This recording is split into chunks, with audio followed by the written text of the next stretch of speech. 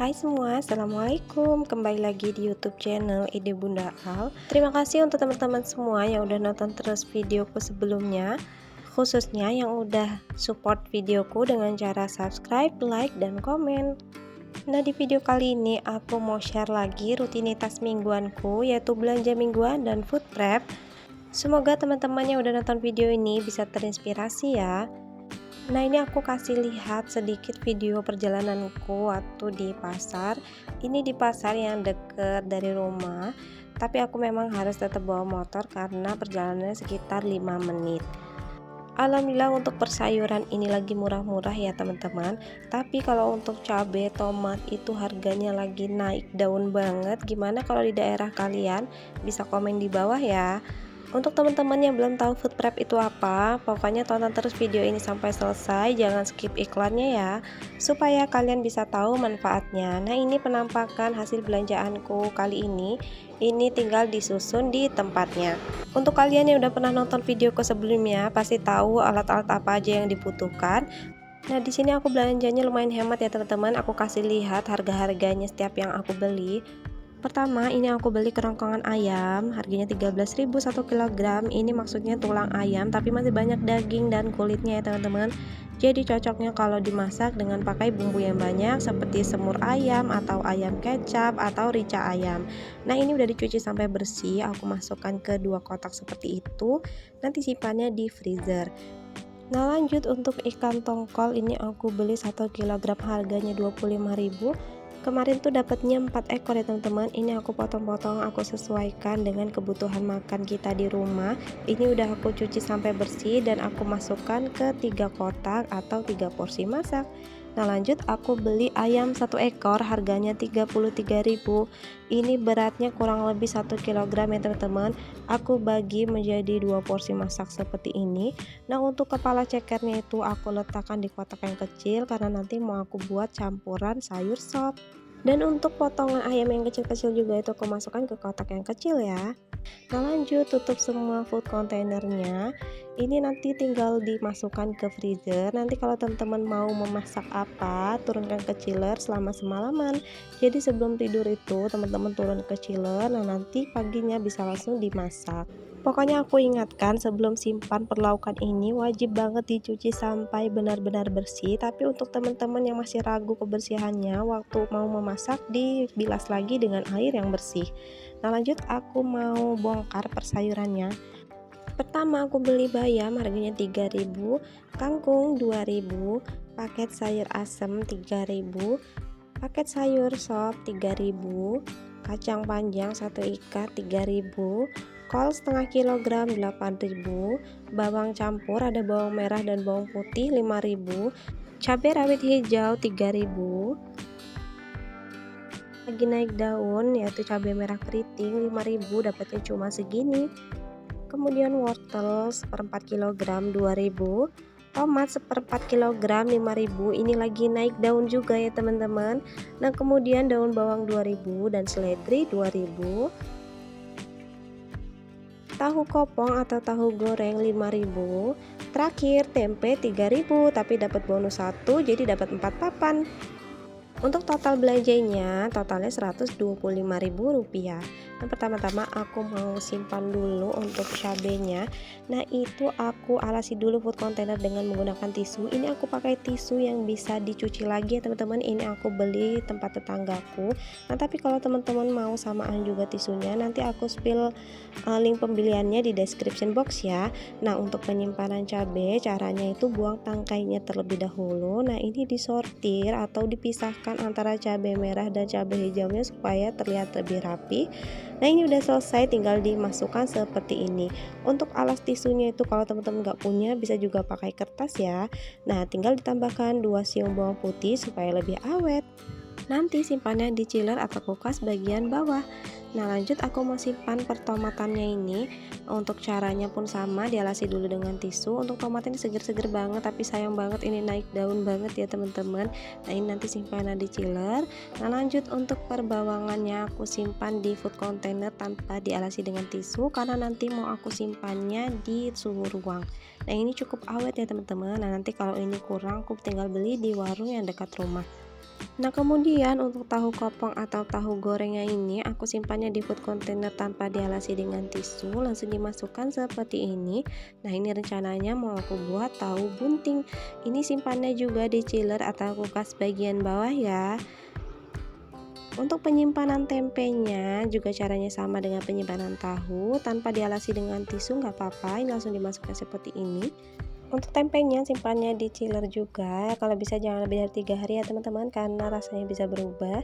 Nah, lanjut untuk penyimpanan kol, aku siapkan food container yang dialasi dengan tisu seperti yang lainnya.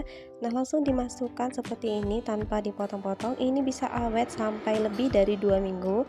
Nanti simpannya di chiller atau kulkas bagian bawah. Nah, lanjut aku mau simpan seledri dan daun bawang. Untuk akarnya ini dibuang dulu.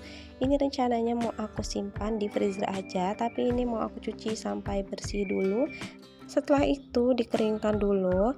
Nah, sambil menunggu daun bawang dan seledrinya agak kering, ini aku bongkar dulu paket sayur sopnya.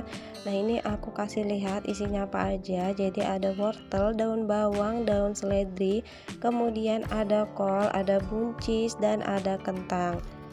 Aku masukkan jadi satu tempat aja, nanti supaya nggak repot-repot lagi. Nah, langsung aku masukkan seperti ini aja, nanti untuk potong-potongnya waktu mau memasak aja. Nah, untuk wortelnya itu nggak aku kupas dulu ya teman-teman, karena biasanya itu warnanya jadi berubah, jadi kurang cantik. Jadi langsung aku masukkan seperti itu aja. Dan untuk daun bawang seledrinya itu akarnya aku potong dulu. Nah, lanjut aku bongkar paket sayur asemnya. Nah, pertama nih ada daun melinjo, ada kol. Semuanya ini nggak aku potong-potong ya teman-teman, aku simpan utuh aja, kecuali nanti untuk melinjo dan daun melinjonya aku buang tangkainya aja. Nah, itu ada terong juga, ada labu siam, nah kemudian ada jagung manis. Nah, tadi itu ada melinjo yang masih kecil-kecil, itu nggak aku pakai ya teman-teman. Nah, ini langsung aku siapkan food container yang dialasi dengan tisu. Nah, ini ada juga lengkuas, ada asem dan kacang tanah juga ya teman-teman. Nah, ini aku masukkan menjadi 3 bagian, teman-teman bisa lihat di video ini.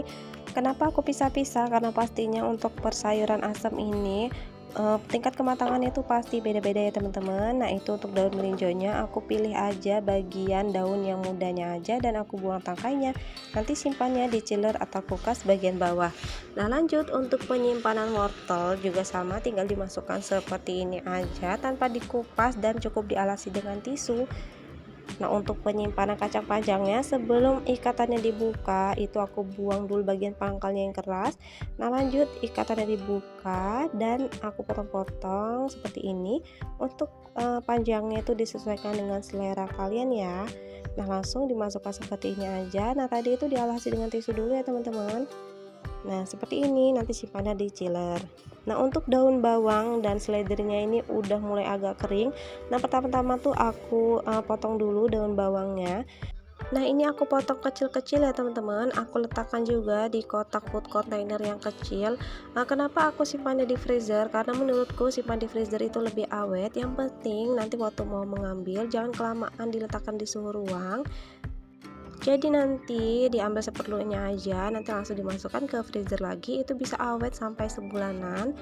Nah, kemudian untuk seledrinya juga caranya sama, ini aku potong-potong kecil-kecil juga. Untuk teman-teman sih potongannya bisa disesuaikan dengan selera. Untuk kalian suka panjang boleh potongan panjang, kalau aku lebih suka yang seperti ini aja. Nah, untuk seledrinya juga sama, nanti aku letakkan di freezer. Kemudian aku mau simpan sayur kangkungnya, siapkan dulu food container yang udah dialasi dengan tisu. Nah, buka dulu ikatannya. Nah, pertama-tama aku mau buang dulu bagian batang dan akarnya yang tua atau yang keras. Ini sambil dipencet-pencet jadi bisa ketahuan ya teman-teman mana yang bagian muda dan mana yang keras. Nah, ini udah selesai, lanjut mau aku belah. Nah, aku takutnya kalau di dalamnya itu ada ulat-ulat yang bersembunyi di dalam batangnya, makanya aku belah begini. Tapi untuk kangkung yang batangnya kecil itu nggak perlu dibelah juga nggak apa-apa ya teman-teman, langsung dipetik aja boleh. Pokoknya disesuaikan dengan selera masing-masing. Nah untuk sayuran hijau ini sebelum dimasak sebaiknya direndam dulu dengan air garam supaya binatang-binatang kecil yang bersembunyi di daunnya atau di batangnya itu bisa mati. Nah ini udah selesai, langsung aku masukkan ke food containernya, nanti simpannya di chiller atau kulkas bagian bawah ya. Nah untuk sayuran hijau ini sebaiknya didahulukan masaknya karena biasanya sayuran hijau itu lebih cepat busuknya. Nah lanjut aku mau simpan bayam petik. Ini bayam yang daunnya besar-besar, ini bukan bayam yang ditumbuhkan dengan cara pakai bibit ya teman-teman. Biasanya tuh bayam ini tumbuh liar, tapi sekarang banyak orang yang budidayainnya. Ini caranya gampang banget budidayainnya. Bunga-bunganya itu tinggal ditebar aja di tanah kalian. Nah ini ambil daunnya aja ya, karena untuk batangnya ini keras banget. Alhamdulillah ini harganya cukup murah sih teman-teman. Sebenarnya itu di depan rumah ada ya, cuma belum banyak, jadi aku lebih baik beli aja. Nah ini biasanya kalau untuk daun yang besar-besar ini selain dibuat untuk rempeyek, biasanya enak banget kalau dibikin bubur bayam. Untuk resepnya itu pernah aku share di sebelumnya ya, kalian bisa scroll di video shortku. Nah ini nanti simpannya di chiller atau kulkas bagian bawah. Oke lanjut, udah selesai food prepnya, ini tinggal ditutup yang mau ditaruh di kulkas dan diletakkan di tempatnya masing-masing ya. Alhamdulillah dengan cara food prep seperti ini aku jadi bisa lebih hemat waktu, hemat tenaga, hemat uang pastinya. Yang pasti kalau udah tersusun rapi di kulkas, kita jadi nggak bakal malas masak lagi, apalagi bingung besok mau masak apa karena semuanya udah tersedia di kulkas. Nah untuk perbumbuannya itu nanti kalau kurang aku tinggal beli aja di warung yang dekat rumah. Alhamdulillah bisa ngecer ya teman-teman, kayak seperti cabai tuh bisa beli 3.000 aja. Nah jadi aku tuh beli seperlunya dulu, kalau memang kurang nanti aku tinggal lari ke warung. Maksudnya bukan lari, aku nanti naik motor ya teman-teman. Oh ya, just info, ini untuk makan 3 orang ya teman-teman, stok kulkas 1 pintu dan untuk 1 minggu ke depan. Untuk belanjaanku ini nggak bisa dijadikan patokan ya teman-teman, karena pastinya kebutuhan makan tiap keluarga beda-beda. Nah ini aku kasih lihat dikit hasil food prepku yang udah rapi di kulkas 1 pintu. Semoga video kali ini bisa menginspirasi teman-teman di rumah. Nah berhubung udah di akhir video, aku ucapkan terima kasih untuk kalian yang udah nonton video ini sampai akhir. Jangan lupa like, comment, share, dan subscribe. Terima kasih. Wassalamualaikum warahmatullahi wabarakatuh. See you next time. Bye.